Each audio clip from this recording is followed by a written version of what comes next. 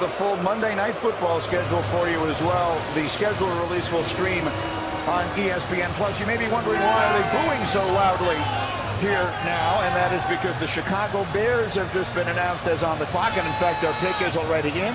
There is no rivalry in any American professional sport, and that includes all of them, quite like the Bears and the Packers, which goes back to the very beginning of the National Football League's history. And so these Packer fans will boo the Bears even more loudly than they boo the commissioner. Here comes Roger Goodell to announce Chicago's selection at 10.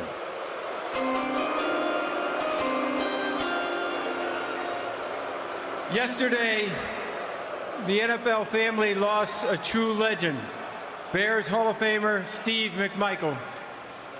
My heart is with the McMichael family during this incredibly difficult time.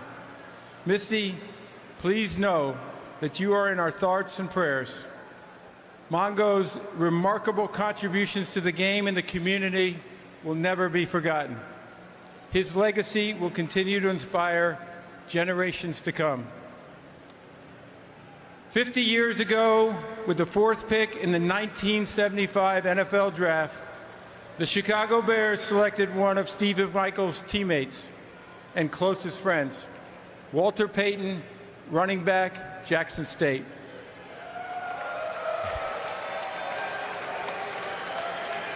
Walter would go on to rush for nearly 17,000 yards and 110 touchdowns over 13 seasons, all with the Chicago Bears. As you heard earlier, the NFL continues to honor Sweetness, not only for his performance and excellence on the field, but also his commitment to give back to his community with the Walter Payton NFL Man of the Year Award.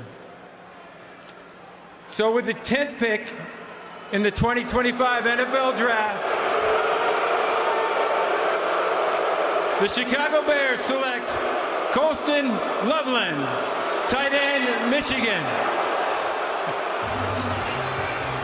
Colston Loveland grew up on a farm in Bliss, Idaho, which has a population of 258 people. He caught his first touchdown against Ohio State as a freshman. He caught 9 more the last 2 years.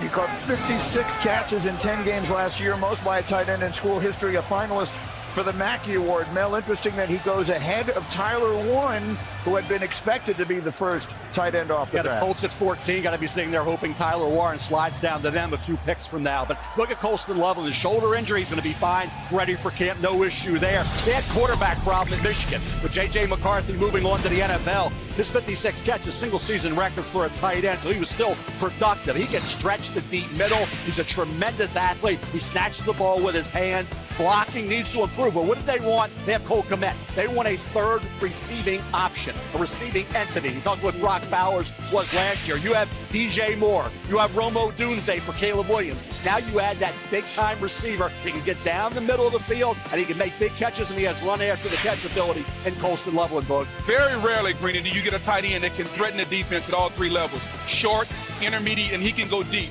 As a defender, we don't prepare for tight ends to go 30, 40, 50 yards down the field. He can do that. Essentially, he plays like a big wide receiver. And you talk about the matchup problems. Giving a young quarterback another chess piece to work with. This is the ultimate. I think Sean Payton calls him a joker.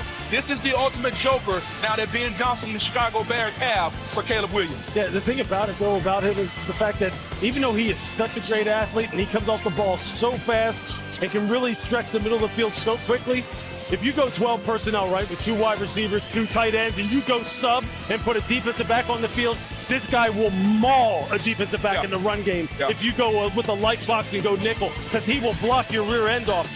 Look, Ben Johnson, this is exactly the kind of chess piece he wants, man. Caleb Williams, too. He has to be looking at him going, this is perfect. Colston Loveland, the 3rd tight end selected by the Bears in the first round since 1960. One of them was Mike Ditka in 1961. The Niners will choose next on ESPN.